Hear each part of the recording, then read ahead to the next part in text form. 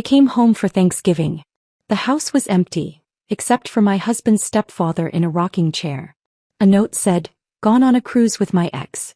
You'll stay home and take care of stepdad, he needs you." The stepfather opened one eye and said, "Shall we begin?" I nodded. 4 days later, my husband was begging. The note trembled in my fingers as the blood drained from my face. Gone on a Caribbean cruise with Hannah. Mom decided to come too since she needed a break. You'll stay home and take care of Victor, he needs you. Back Monday. Brady. I read it twice, certain there must be some mistake. The paper fluttered to the kitchen counter as my hand went numb. He's not coming back until Monday, is he? The raspy voice behind me made me jump. I turned to see Victor watching me from the doorway, leaning heavily on his cane but with eyes far too alert for the decrepit old man Brady had described. "No," I managed, my voice barely audible. "No one is. They've all gone on a cruise." Victor nodded slowly as if he'd expected this exact scenario. "Left you with the dirty work, didn't they?" Classic Brady move. I had arrived at the Mitchell family home just 30 minutes earlier, my car packed with gifts and ingredients for Thanksgiving dinner. The silent house should have been my first clue. No delicious aromas of roasting turkey, no football game blaring from the living room television, no cheerful greetings. Instead, I found only an unheated house and Brady's stepfather sitting alone in a rocking chair, looking at me with those uncomfortably perceptive blue eyes. "I don't understand," I said, sinking into a kitchen chair. "We've been planning this Thanksgiving dinner for months. His mother was supposed to host. Everyone was coming." I pulled out my phone and tried Brady's number again. Straight to voicemail, just like the previous 3 attempts. Victor shuffled to the refrigerator and pulled out a pitcher of water. "Been like this all week. Quiet as a tomb. They left Tuesday morning." He poured himself a glass with slightly shaking hands. "Didn't even stock the fridge properly. Hope you brought groceries." I hadn't. I'd brought cranberries, sweet potatoes, and my special apple pie ingredients. Contributions to what was supposed to be a family feast, not provisions for an abandoned holiday. My phone pinged with a notification. With a surge of hope thinking it might be Brady, I quickly checked it. Instead, it was an Instagram alert. Brady's sister had tagged him in a photo. With trembling fingers, I opened the app. The image knocked the wind from me. Brady standing on a cruise ship deck, his arm around a young blonde woman I recognized as Hannah, his work colleague he'd mentioned increasingly often these past months. They were holding champagne flutes, toasting the camera. The caption read, #New Beginnings Caribbean Getaway with at Brady Mitchell and Family. Family. The word stung like salt in an open wound. I scrolled through more photos. There was Brady's mother Elaine, sipping a cocktail, looking anything but like someone who needed a break from caring for Victor. Another photo showed Brady and Hannah at what appeared to be a romantic dinner. The post was time-stamped 2 days ago, which meant this had been planned long before Brady told me we were expected at his mother's for Thanksgiving. "Find something interesting?" Victor asked, studying my face. I turned the phone screen toward him. "They're on a cruise with Hannah from his office. The one he said was just a colleague." My voice cracked. "They've been planning this while I was buying gifts and taking time off work for what I thought was a family Thanksgiving." Victor nodded grimly. "Hannah's been in the picture at least 3 months. She's called here asking for Brady several times." Pretty voice, terrible laugh. I stared at him. "You knew." "I know a lot of things they don't think I notice." He tapped his temple with a gnarled finger. "Mine's still sharp, despite what Brady tells everyone." My thoughts raced to our bank account. With shaking hands, I opened our banking app. 3 days ago, $5,200 withdrawal. Almost our entire savings. Money we'd been putting aside for a down payment on a house. The house Brady had promised we'd start looking for after the holidays. "He took our savings," I whispered, showing Victor the screen. "All of it." Victor wasn't surprised. "They've been doing the same to me for years. Taking a little here, a little there. For your care, Victor, they say. Meanwhile, the heat's turned down to save money, my medications are sometimes delayed, and Elaine buys herself another designer purse." I felt sick. This wasn't just about a ruined Thanksgiving or even the betrayal of an affair. This was calculated abandonment. Of me, of Victor, of responsibilities and promises. My phone rang. My best friend Leah calling to wish me happy Thanksgiving. I silenced it, unable to explain this humiliation just yet. There's leftover soup, Victor offered. Not much of a Thanksgiving feast, but it'll do. I looked around the kitchen. Dirty dishes in the sink, empty takeout containers on the counter. They hadn't even cleaned up before leaving. Something hardened inside me. No, I said firmly. We deserve better than leftover soup. I grabbed my coat and purse. I'm going to the grocery store. They might still have some turkey breasts and potatoes. We're having a proper meal today. Victor looked surprised, then pleased. Haven't had a home-cooked meal in months. Brady always brings fast food when he bothers to come by. At the grocery store, my mind whirled with questions and emotions. How long had Brady been planning to leave me? Was our entire 5-year marriage just a convenient arrangement he could discard when something better came along? I mechanically selected a small turkey breast, potatoes, and some vegetables, barely registering the other last-minute shoppers around me. When I returned, Victor had managed to clear the kitchen counter and was sitting at the table with a stack of papers. What's all this? I asked, setting down the groceries.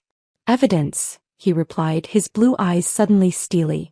Bank statements, medical records, documented neglect. I've been keeping track for months.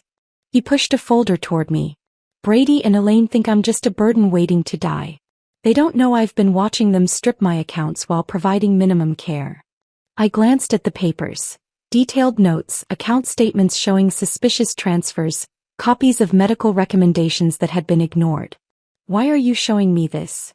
I asked, unsettled by his methodical documentation. Victor leaned forward, suddenly looking less frail. Because you've been wrong too, Jade. And because I don't have much time left. He tapped a medical report. Terminal cancer. 3 months at most. I sat down heavily across from him. I'm so sorry, Victor. He waved away my sympathy. Don't be sorry. Be smart. He looked at me with unexpected intensity. They think they've left you with a burden, but they've actually given us an opportunity. An opportunity for what? Victor's thin lips curved into a smile that transformed his face. For justice. He reached for an envelope and slid it across the table. Inside is my real will and trust documents. Not the one Brady and Elaine think exists. I didn't touch the envelope. Victor, I don't understand. He leaned back in his chair and studied me. After a moment, he simply said, "Shall we begin?" Those 3 words hung in the air between us, loaded with possibility and hidden meaning. Before I could respond, he explained his proposition. Help him document the family's neglect and betrayal, assist with his final arrangements, and he would ensure I'd be taken care of financially after he was gone. The family who abandoned us both would lose everything they thought was coming to them. I stared at him, this man I barely knew but with whom I suddenly shared a profound connection. We had both been deceived and discarded by the same people. Outside, the late afternoon shadows lengthened across an empty driveway where a family should have gathered. Inside, an unexpected alliance was forming. Yes, I said finally, surprising myself with the firmness in my voice. Let's begin. After our agreement, Victor sank back in his chair, exhaustion evident in the slump of his shoulders. The excitement of our newfound alliance had temporarily energized him, but now the fatigue returned to his face. You should rest, I said, noticing the pallor beneath his weathered skin. I'll finish making our dinner. Victor shook his head. First, there's something you need to see. He pushed himself up with effort. My medical records. You need to understand what we're working with, and how little time we have. He led me to a small bedroom that had clearly once been an office but was converted into a makeshift sleeping space. A hospital bed occupied one corner, though Victor hadn't been using it. Instead, a regular twin bed against the opposite wall showed signs of use. Can't stand that contraption, he explained, gesturing at the hospital bed. Makes me feel like I'm already in hospice. From a locked drawer in the desk, Victor withdrew a thick folder labeled simply, medical. He handed it to me without ceremony. Pancreatic cancer, he said flatly as I opened it. Stage 4. Diagnosed 3 months ago. I scanned the documents, my stomach tightening at the clinical descriptions and grim prognosis. Various oncologists' notes, treatment recommendations, and scan results told the unmistakable story of a terminal illness. 2 months, Victor added. Maybe less now. The last scan showed rapid progression. I looked up sharply. Brady knows this? Oh yes. They all do. His mother was at the appointment when we got the diagnosis. 2 days later she started talking about how she needed a break from caretaking. His laugh held no humor. 66 years old and claiming exhaustion while I'm dying at 78. The cruelty of it struck me like a physical blow. They abandoned you knowing you only had months left? Weeks more likely. Victor eased himself onto the edge of the bed. But that's not even the worst of it. Look at the medication list. I flipped to the prescription sheets. Multiple medications were listed. Pain management, anti-nausea drugs, enzymes to help with digestion. Check the bathroom cabinet, Victor directed. Compare what's there with what should be there. In the adjoining bathroom I found a disorganized collection of pill bottles. As I examined them, comparing with the documentation, disturbing discrepancies emerged. The powerful pain medication had been refilled twice according to the pharmacy labels, but the bottle was nearly full. The expensive enzyme supplements were only half full when they should have been almost untouched based on the refill date. They've been diluting them, Victor confirmed when I returned with the evidence. 1 pill instead of 2. Half doses of the pain medication. And those appointments for the palliative care specialist? Too expensive, Elaine said. My hands trembled with anger as I returned the documentation to its folder. That's not just neglect, Victor. That's abuse. It's what happens when people see you as an obstacle rather than a person. He pulled a small notebook from beneath his pillow and handed it to me. I've been keeping track. Times when medications were missed or reduced. Appointments canceled. Money that disappeared from my checking account for home care supplies that never materialized. The meticulous documentation stunned me. Pages of dates, times, specific incidents. Despite his illness, Victor's mind remained razor-sharp. Let me fix you something to eat, I said, needing a moment to process everything. You must be hungry. In the kitchen I found pitiful supplies. A few cans of soup, some stale bread, milk on the verge of spoiling. From my grocery run, I managed to put together a decent meal of roasted turkey breast, mashed potatoes and green beans. Not the Thanksgiving feast I'd planned, but far better than leftover soup. As we ate at the small kitchen table, Victor studied me. Tell me about your marriage, he said finally. When did you first notice Brady wasn't who you thought he was? The directness of the question caught me off guard. I poked at my food, considering how to answer. It was gradual, I admitted. When we first met, Brady was attentive, supportive of my graphic design work. I was building my client base, had my own small studio apartment, good friends. I paused, realizing how much had changed. After we married, he suggested I work from home to save on studio rent. Made sense financially, but then my equipment kept having issues. Computer problems, software glitches. Victor nodded knowingly. Isolation tactic. Exactly. Then came suggestions about which clients weren't worth my time, concerns about me being out late with friends. He'd check my phone, claiming he was just looking for a number. The patterns were so clear in hindsight. When my father died last year and left me $30,000, Brady insisted we put it in our joint account for our future. That money was supposed to be for our house down payment. The money he just spent on a cruise with another woman, Victor added quietly. I set down my fork, appetite gone. 6 years of my life. And now I find out he's been planning to leave me while spending our savings on his co-worker. People like Brady and Elaine see relationships as transactions, Victor said. I learned that too late with her. I was already successful when we met, widowed with a comfortable portfolio from my banking career. She was charming, beautiful, and Brady was just a teenager who seemed to need a father figure. He sighed heavily. After we married, things changed. Expenses increased, justified as living the life we deserve. When I tried to maintain some financial boundaries, I became the villain. Stingy, controlling, not really committed to the family. That sounds familiar, I murmured. After dinner, Victor led me to his study. A small room Brady's mother had converted to a meditation space, but that still held Victor's desk. Help me with the painting, he requested, pointing to a mediocre landscape on the wall. Behind it was not as safe as I expected, but a loose panel in the wall. Victor removed it and pulled out a weatherproof document case.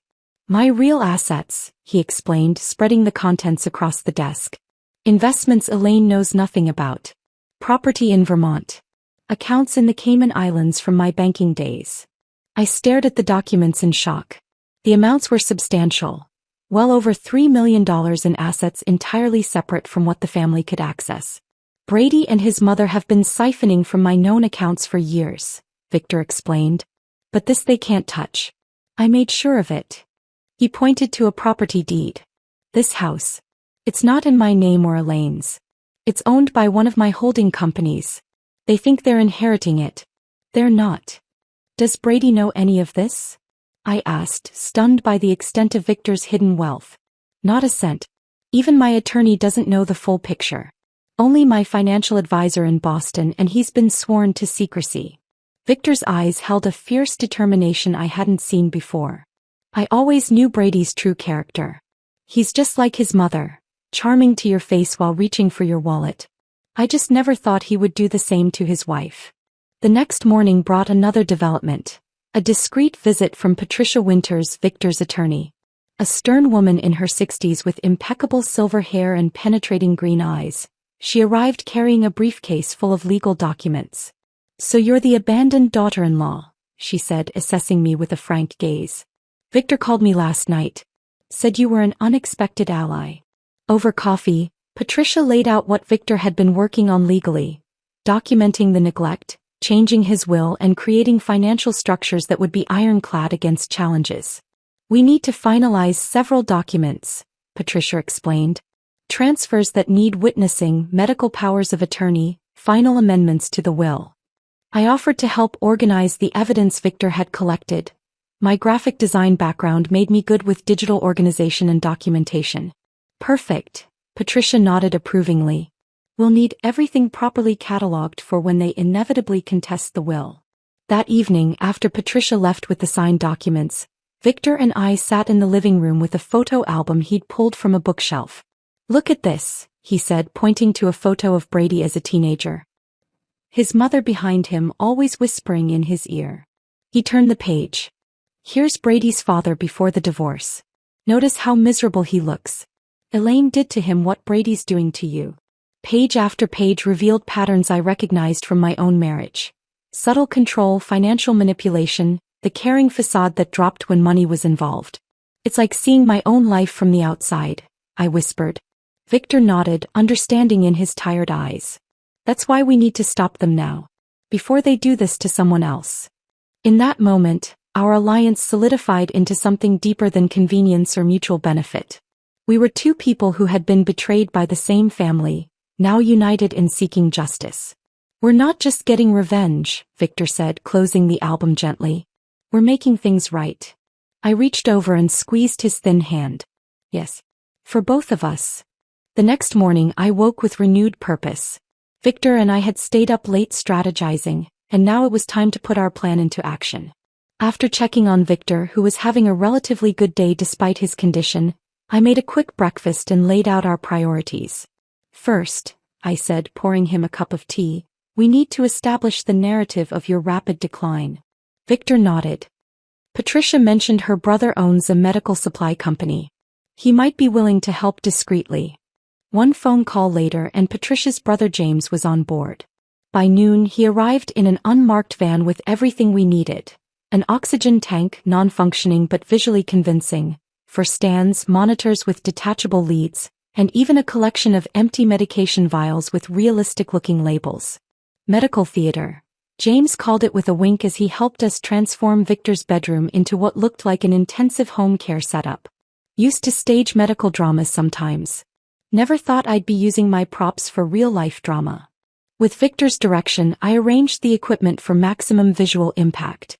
The oxygen tank prominently displayed, for stand positioned by the bed, various monitoring devices arranged on the bedside table. I made the bed with hospital-grade sheets Patricia had also provided, completing the illusion of serious medical intervention. "Now for the photographic evidence," I said, taking out my phone. Victor settled into bed, coaching me on how to make him appear worse than he was. "Shadows," he instructed. "Lighting from above will deepen the hollows of my face."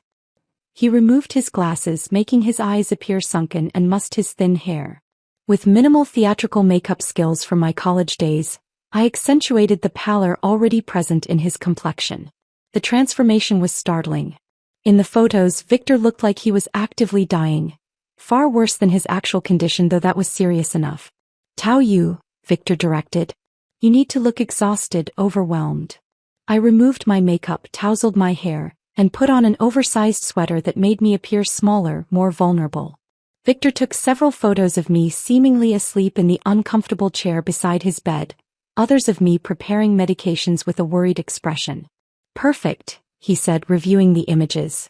Who's our target for these? Brady's sister Melissa, I replied. According to your phone, she's the only one who's texted to check on you since they left. I crafted a carefully worded message to accompany the photos. Victor had a difficult night. Fever spiked to 102. Managing pain as best I can. We'll keep you updated. Direct, clinical, but with an undertone of concern that would trigger either guilt or at least interest. Melissa replied within minutes. Oh no. Poor Uncle Victor. Keep me posted. Hook set, Victor murmured when I showed him the response. Next came my most difficult performance yet. I called Brady's phone, knowing he wouldn't answer but that his voicemail would record my message. Victor activated the recording app on his phone to preserve my side of the conversation. Brady, it's me again, I said, injecting controlled panic into my voice. Victor's condition is deteriorating faster than expected. The hospice nurse is concerned about his breathing. Please call me back as soon as you can. I paused, then added with just the right tremor, I really need your support right now. I made similar calls every few hours, each message increasingly urgent, each carefully recorded. Between calls, I created a detailed medical log with fictional but realistic episodes. Temperature spikes, pain breakthrough, respiratory difficulties. I backdated some entries to create a consistent narrative of decline beginning before they even left on their cruise. You should have been an actress, Victor commented as I showed him the log. I prefer to think of it as creative nonfiction, I replied with a grim smile. Every good story needs documentation.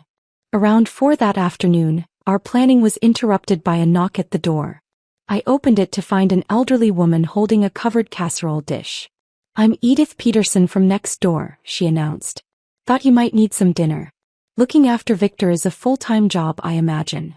I invited her in, grateful for both the food and the unexpected opportunity she presented.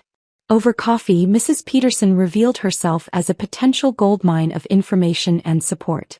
Been watching that family for years, she confided, lowering her voice as though Victor might overhear from his bedroom, though he was actually resting. The way they treat that poor man. Your husband is no better than his mother, if you don't mind my saying so. I don't mind at all, I assured her. I'm discovering exactly what kind of family I married into.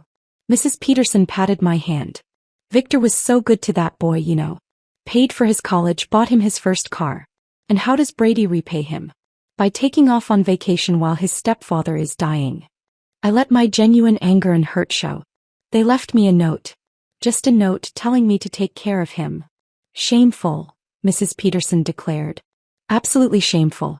You know, the whole neighborhood has noticed.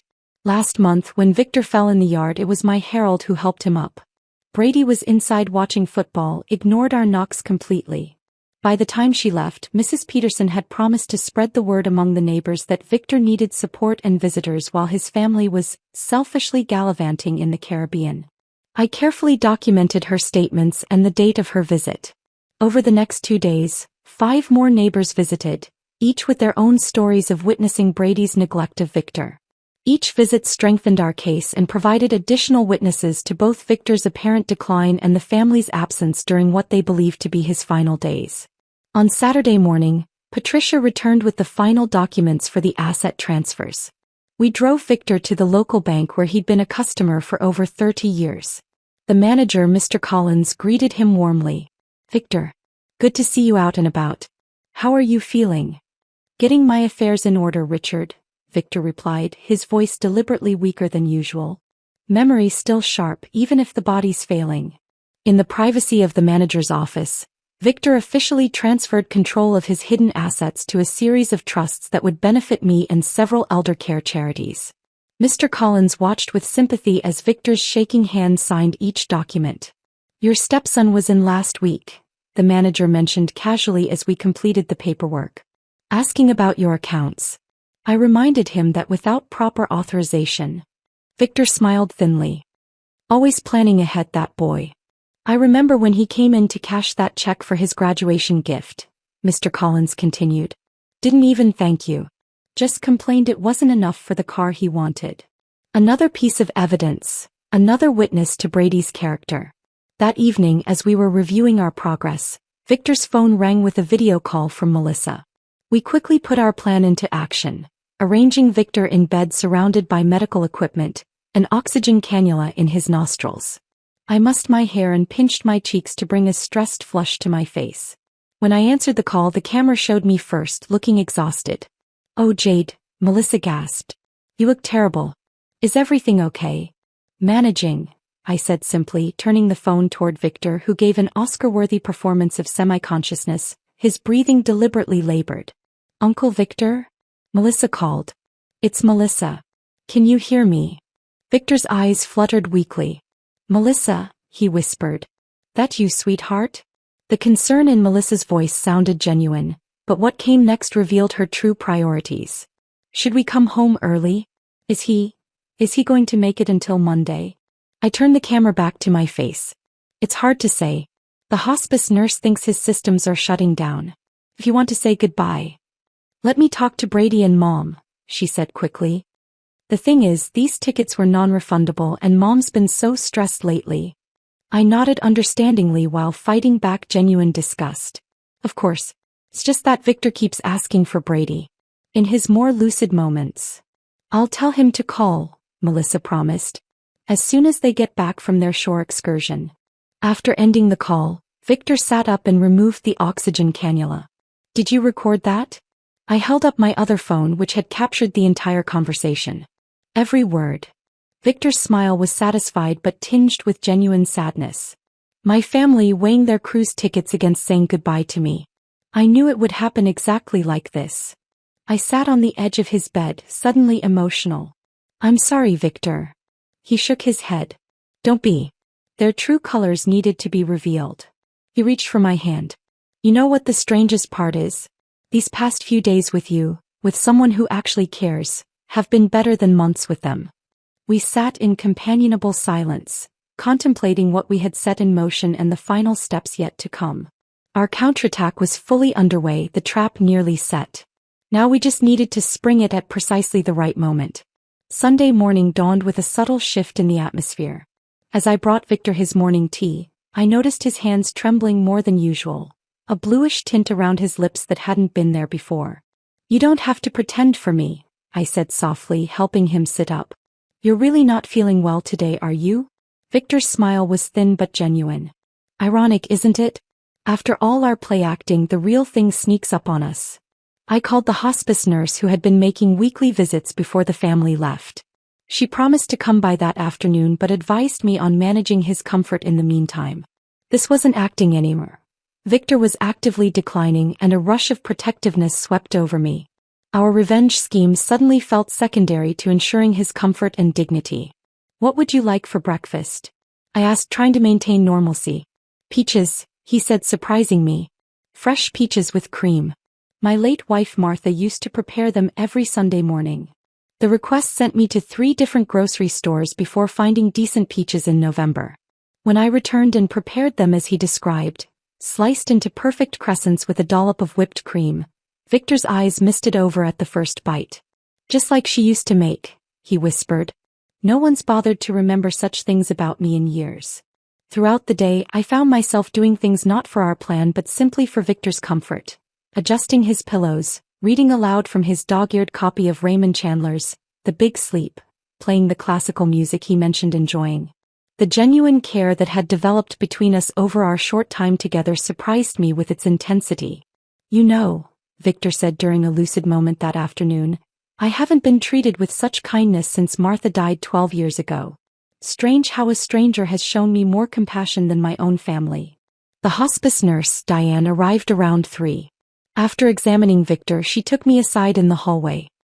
His organs are shutting down, she said gently. It's happening faster than we anticipated. I'd say he has hours, maybe a day at most. Though I'd known this was coming, the news hit me harder than expected. Should I call the family? I asked, suddenly uncertain about our elaborate plan. Dan shook her head. At this point it should be about his comfort, not theirs. If they've chosen not to be here. She left the rest unsaid. After she left, I sat beside Victor, who had overheard everything despite our hushed voices. Don't call them, he said firmly. They made their choice. But we do need to finalize some matters. He reached for my hand. Call Patricia. Tell her it's time for the final steps. Patricia arrived within the hour, bringing a notary named Thomas with her. Victor was remarkably alert as they entered, as if summoning his remaining strength for this last important task. Are you sure you're up to this? Patricia asked, concerned by his appearance. More certain than ever, Victor replied. Death has a way of clarifying priorities. They finalized the last paperwork, documents that officially transferred control of his assets to me as trustee, with specifications for charitable donations to elder abuse prevention organizations. The new will explicitly mentioned Brady's abandonment as the reason for his disinheritance. Now for the letter, Victor said after signing the last document. Patricia set up her tablet to record as Victor dictated a message to be read to the family after his death. What emerged wasn't the angry condemnation I might have expected, but something far more powerful. Our expression of profound disappointment and the deep pain of being treated as a burden rather than a father. To my family, he began, his voice gaining strength with each word. By the time you read this, I will be gone. Not that my presence or absence seemed to matter much to you in recent years. He detailed specific instances of neglect without accusation, simply stating facts. Holidays spent alone while they vacationed, medical appointments cancelled for convenience, overheard comments about waiting for the old man to die. I don't write this from anger, he continued, but from a place of clarity that comes when one faces the end. The greatest pain in life is not illness or even death, but the realization that those you loved saw you only as an obligation, a task to be managed, an inconvenience to be tolerated. By the time he finished, even Thomas the notary, a professional who must have witnessed countless wills and final messages, was discreetly wiping his eyes. Patricia, despite her usual stoic demeanor, reached for Victor's hand. We'll make sure they hear every word, she promised.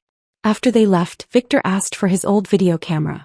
They might question my mental capacity, he explained. I want to record my testimony while I'm clearly lucid. I set up the camera, and Victor delivered a 20-minute statement directly to the lens. He was remarkably composed, methodically describing years of gradual neglect and his decision to leave his estate to me. Jade showed me more dignity in 4 days than my family did in 4 years, he stated clearly. She is the only one who earned the right to benefit from what I spent a lifetime building.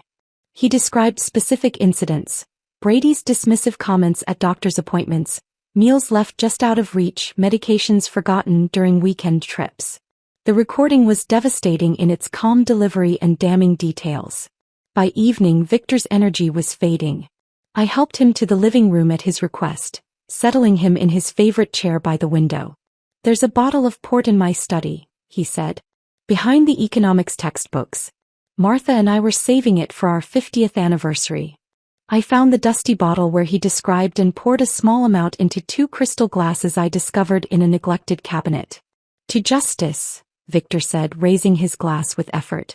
To dignity, I added. We sat together as darkness fell, Victor occasionally dozing while I read to him from his favorite book. He spoke intermittently about Martha, about his early career, about trips they had planned but never taken. Not once did he mention Brady or his mother. Around midnight, I noticed his breathing had changed. I set my book aside and simply held his hand. There was no drama, no last-minute revelations or deathbed confessions. Victor simply slipped away, his hand growing cool in mine as his breathing gradually stopped. For a long moment I sat motionless, tears streaming down my face. The man I'd known for only 4 days had somehow become important to me beyond our mutual desire for justice. In caring for him, I'd found a strength and clarity I didn't know I possessed. At dawn, I called Diane, the hospice nurse, who arrived promptly to confirm what I already knew. She seemed surprised by how peaceful Victor appeared. Many terminal patients show signs of distress, she commented. He looks like he simply fell asleep. He did, I said quietly, reading Raymond Chandler and drinking 50-year-old port. After Diane made the official pronouncement, I called the funeral home Patricia had recommended. 2 somber men arrived within the hour to collect Victor's body. One of them knew Victor from community functions and expressed genuine condolences. He was a good man, he said. Always generous with the fundraisers. Once they left, the house felt suddenly empty. I allowed myself a few moments of genuine grief before focusing on the next phase of our plan. Brady and his family would be returning the following day, expecting to find a dying man they could comfort in his final hours, thereby easing any guilt about their abandonment. Instead, they would find me, and the consequences of their actions. I placed Victor's letter in a cream-colored envelope and propped it against the family photo on the mantelpiece. A photo I now noticed showed Brady and his mother smiling broadly while Victor stood slightly apart. In the dining room, I arranged the extensive documentation of neglect in clearly labeled folders: canceled medical appointments, financial exploitation, recorded evidence of neglect. Victor's video testimony was queued up on the television, ready to play at the press of a button. Finally, I went to the master bedroom and packed my few belongings. Beside my suitcase, I placed printouts of the cruise photos Brady and his family had posted throughout the week, creating a stark visual timeline that contrasted their poolside cocktails with Victor's documented decline. Everything was arranged for maximum impact when they returned. A carefully orchestrated revelation that would ensure they faced the full weight of their choices.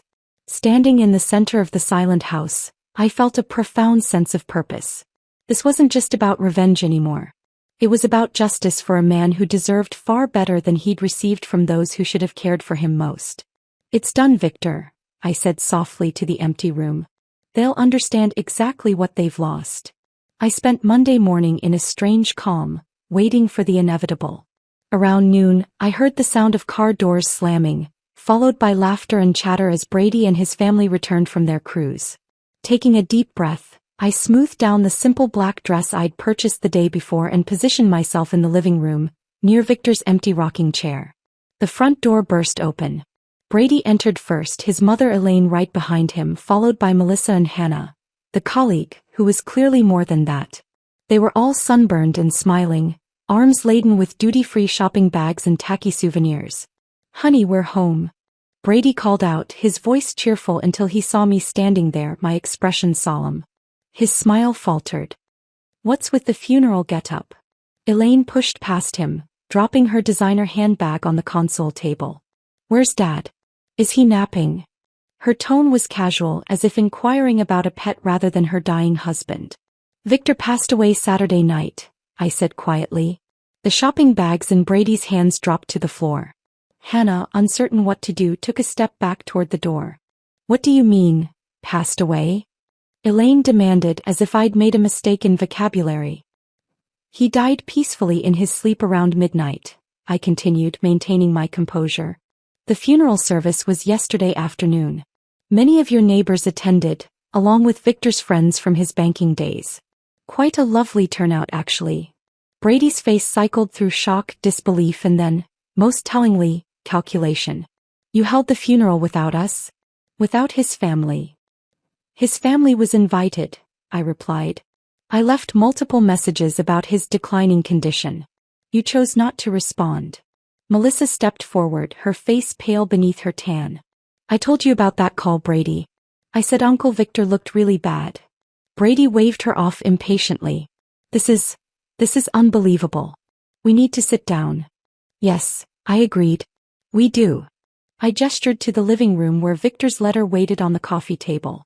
They filed in silently, nobody wanting to sit in Victor's rocking chair, which stood empty like an accusation. "There are some things you need to know," I said, picking up the cream-colored envelope. "Victor left this letter to be read to you upon your return." "Did he change his will?" Elaine interjected bluntly. "Is that what this is about?" I met her eyes directly. "Perhaps you should hear his words first." I unfolded the letter and began reading Victor's message. His disappointment flowed through my voice. The holidays spent alone, the doctor's appointments cancelled for convenience, the overheard comments about waiting for the old man to die. As I read, I watched their reactions. Elaine's face hardened defensively. Brady fidgeted, avoiding eye contact with anyone. Melissa looked increasingly uncomfortable. "The greatest pain in life," I read, is not illness or even death, but the realization that those you loved saw you only as an obligation, a task to be managed, an inconvenience to be tolerated. When I finished, a heavy silence filled the room. Hannah, clearly wishing to be anywhere else, stared at her feet. Finally, Brady cleared his throat. Look, Dad was confused at the end. His medication. Victor was perfectly lucid, I interrupted. In fact, he made a video statement you might want to see. This is ridiculous, Elaine declared. Some end-of-life ramblings from a sick old man don't change the legal realities. Brady is his next of kin and... Actually, I said, standing up, there's more you should see. I led them to the dining room where I'd arranged the evidence files. Brady's eyes widened as he took in the meticulous documentation laid out in chronological order. What is all this? He demanded. Evidence, I replied simply. Of financial exploitation, medical neglect, and abandonment. I opened the first folder, revealing bank statements with highlighted transfers. Victor kept detailed records of every dollar taken from his accounts for supposed care expenses that were never provided. Elaine snatched up one of the statements. He gave us that money. We were caring for him. By leaving him alone for Thanksgiving with inadequate medication, no food in the refrigerator, and the heat turned down to 62 degrees? I asked, opening another folder containing the timeline of their departure preparations. There are statements from 6 different neighbors who witnessed his neglect. And then there's this. I pressed play on the tablet and Victor's video testimony began. His calm, articulate description of years of mistreatment silenced even Elaine's protests. Brady's face grew increasingly pale as Victor described specific incidents. Medications diluted, appointments cancelled, disparaging comments made when they thought he couldn't hear. This is all a setup, Brady finally sputtered, jabbing a finger toward me. She manipulated a dying man. The doorbell rang before I could respond. Perfect timing. Patricia stood on the doorstep, Notary Thomas beside her. Am I interrupting? She asked with professional coolness. Not at all, I replied. The family has just returned and was reviewing Victor's final message. Excellent. Then I can proceed with the official notification. Patricia placed her briefcase on the dining table and removed several documents. As executor of Victor Harmon's estate, I'm here to inform you of the provisions of his final will and testament. Brady straightened, composing himself. A smug smile began to form on his lips. Fine. Let's get to the point. Patricia adjusted her glasses. The will is quite straightforward. Victor Harmon has left the entirety of his estate to Jade Mitchell, with provisions for substantial donations to several elder abuse prevention organizations. The stunned silence that followed was broken by Elaine's shrill voice. That's impossible. We're his family. The will explicitly cites abandonment and neglect as reasons for disinheritance, Patricia continued calmly. It has been properly witnessed, notarized, and filed with the court. Mr. Harmon was examined by 2 separate physicians who certified his mental competence at the time of signing. Brady's smugness evaporated. This is fraud. We'll contest it. You're welcome to try, Patricia replied, unfazed. However, given the extensive documentation of neglect, the video testimony and witness statements, I would advise against it. You'd only be spending money you don't have. What do you mean, money we don't have? Elaine demanded. Patricia exchanged a glance with me before continuing. The properties you currently occupy, including your primary residence, belong to the Harmon Family Trust, which is now under Jade's control as trustee. Furthermore, the investment accounts you've been drawing from have been frozen pending audit for potential financial abuse. Brady's face drained of all color. That's not possible. The house is mine. Dad promised. Victor promised nothing, I interjected. You assumed. There's a difference. The implications were sinking in. Brady had spent their savings on the cruise, counting on his inheritance to cover their mounting debts. The house they lived in wasn't his to sell or borrow against. What about our college funds? Melissa asked in a small voice. Grandpa set those up for us. Brady couldn't meet his sister's eyes. Patricia answered gently, Victor provided funds to your father for that purpose several years ago. However, those accounts were never established. Melissa turned to Brady, horror dawning on her face. You spent our college money? The family erupted into accusations and denials. Hannah quietly slipped out the front door, escaping the implosion. I let the chaos continue for a few minutes before stepping away to retrieve my suitcase from the bedroom. When I returned, Brady followed me into the hallway, his demeanor completely transformed. "Jade, please," he begged, his voice breaking. "We can work this out. I made a mistake with Hannah. It didn't mean anything. We can start over. I'll change, I promise." I looked at this man I had once loved, seeing him clearly, perhaps for the first time. Behind the handsome features and practiced charm was someone who had never truly cared for me, or anyone but himself. Calmly, I removed my wedding ring and placed it in his palm, followed by the keys to our apartment. "You left him to die," I said quietly. "Now you get nothing, including me." I walked toward the door, suitcase in hand. Brady's pleas turned to threats as he followed me. "You won't get away with this. I'll fight it in court. You manipulated a sick old man." At the doorway I turned back briefly. "Everything was done legally. You taught me one valuable lesson in our marriage, Brady. Always keep receipts." I stepped outside into the bright November sunshine. Behind me, I could hear Brady's continued protests and Elaine's angry voice demanding Patricia explain how this could happen. But those voices were already fading, becoming part of a past I was leaving behind. Patricia had arranged for a room at a quiet hotel while I figured out my next steps. As I placed my suitcase in the trunk of my car, Mrs. Peterson appeared on her porch across the street. She gave me a knowing nod and a small wave. I waved back, feeling a surprising lightness despite the emotional weight of the past few days. Victor's final gift wasn't just financial security, though that would certainly help me rebuild my life. The true gift was the clarity and strength I'd found while helping him find justice. As I drove away from the house and the shattered family inside it, I wasn't thinking about revenge or even vindication. I was thinking about second chances, about honoring Victor's memory by living well, and about the unexpected bond that had formed between two people who'd been discarded by those who should have cared for them most. Victor had found peace. Now it was my turn to do the same. Thank you for staying with this story until the end. My favorite moment was when Victor shared his cherished port wine saved for an anniversary he never reached. Such bittersweet dignity in that glass. Which scene touched your heart most deeply? I treasure every comment sharing your thoughts. Subscribe for more stories where justice finds its way to those who deserve it most.